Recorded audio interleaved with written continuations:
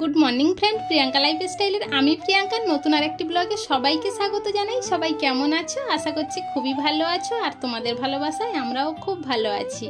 আজকের ব্লগটা পুরোটা প্লিজ স্কিপ না করে দেখো, আশা করছি তোমাদের খুব ভালো লাগবে। আজকের এখন বাজে সকাল 7টা, এখন থেকেই ব্লগটা শুরু করছি। আর গোপাল সোনার তুলে সেবা দেওয়া হয়ে গিয়েছে, বাসি কাজও সব সারা হয়ে গিয়েছে। এখন বসেছি এই মেশিনে কাজ করতে। এগুলো আমার আর্জেন্ট কাজ, এটা 9টার মধ্যেই দিতে হবে।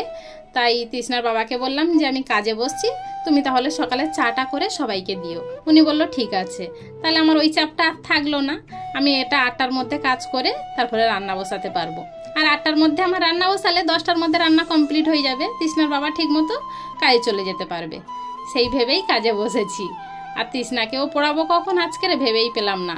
এই সকালে উঠে যদি কাজে বসি, তৃষ্ণার এই 1 ঘন্টা পড়ানোটা আমার মিস হয়ে যায়, সেটা গিয়ে আবার দুপুরে করাতে হয়। কিন্তু এখন প্রচণ্ড গরমের জন্য না ঘরেই বসা যাচ্ছে না, ওকে এই সকালবেলা ঠান্ডার সময়টা পড়িয়ে নিলে খুব ভালো হতো। তা কি করা যাবে বলো, এদিকে কাজ সামলাতে গেলে ওদিকে আর হয় না, এই কষ্ট করতে হবে দুপুরবেলায় একটু। তা যাই হোক, ছোটোবেলায় দেখতাম মারা দৌড়ে দৌড়ে কাজ করতো, আর তখন কাজের ভয় পেতাম। আর এখন আর কাজের ভয় পেলেও কেউ তো করে দেওয়ার নেই, সেগুলো নিজে হাতেই সব করতে হবে, কি আর করা যাবে।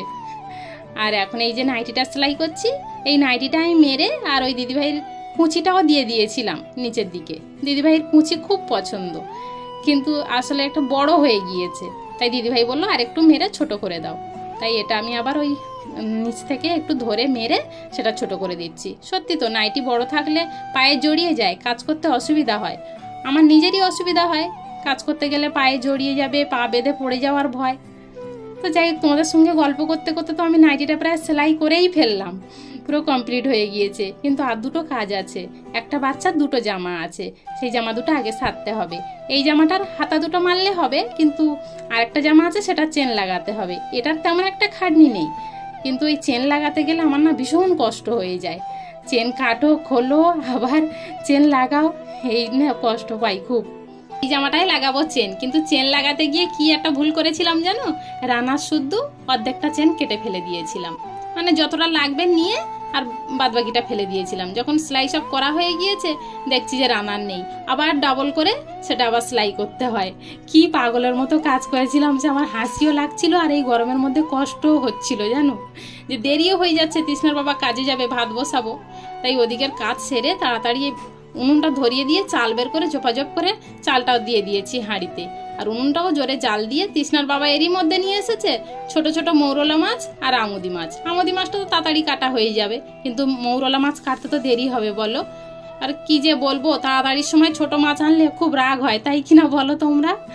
তাও কি রৌদ্র দেখো, এই রৌদ্রের মধ্যে বসে মাছগুলো সব কেটে নিয়ে চলে এসেছি। মাছ কেটে এসে দেখি ভাত আমার হয়ে গিয়েছে, তাই ভাতের হাঁড়ি উপর দিয়ে সঙ্গে সঙ্গে মাছটা ভাজা বসিয়ে দিলাম। চলো এবারে দেখি ঘরে যাই, আমুদি মাছ দিয়ে কি রান্না করা যায়। দেখি 2টো বেগুন আছে, তাই বেগুন 2টো নিয়ে নিচ্ছি। এই বেগুন দিয়ে আমুদি মাছ দিয়ে রান্না করব। তবে এই সবজিগুলো কালকেরে ভিজে গামছা দিয়ে ঢেকে রেখেছিলাম বলে বেশ সতেজ আছে, কিন্তু দেখো শুকায়নি একটাও। আর এদিকে এসে আমি তো মাছগুলো সব ভেজে নিয়েছি। তবে আজকের রান্না করব তো তোমাদেরকে বললাম আগেই, বেগুন দিয়ে আর আমুদি মাছ দিয়ে করেছি এই যে। তবে কাঁচা লঙ্কার তরকারি, কোনো মশলা দিইনি, গোটা রসুন আর একটু পেঁয়াজ কেটে দিয়েছিলাম। আর এদিকে আমের টক করছি, ওই মৌরলা মাছ দিয়ে আমের টক, বুঝলে তো খুব ভালো লাগে খেতে, আর আমাদের বাড়ির সবাই খুব খেতে ভালোবাসে। তবে টকটা তো ভালো ফুটে গিয়েছে, আমগুলোও সিদ্ধ হয়ে গিয়েছে, মাছটা দিয়েছি, একটু ফুটে গেলেই নামিয়ে নেব। টক বেশি সময় লাগে না হতে। দেখো আমার প্রায় টকবক করে ফুটেই গিয়েছে, উনুনটাও জ্বলছে খুব সুন্দর, গাঁ করে জ্বলছে উনুনটা। আর পরে আরেকটাও সবজি রান্না করেছিলাম, ভাজা করেছিলাম, সেটা দেখে নাও তোমরা। এই যে লাউর খোসা, আলু, বটবটি সব একসঙ্গে দিয়ে ভাজা করেছিলাম। আর এই তো বেগুন আর আমুদি মাছ, আর এদিকে মাছের টক, তোমরা তো দেখেছো সব।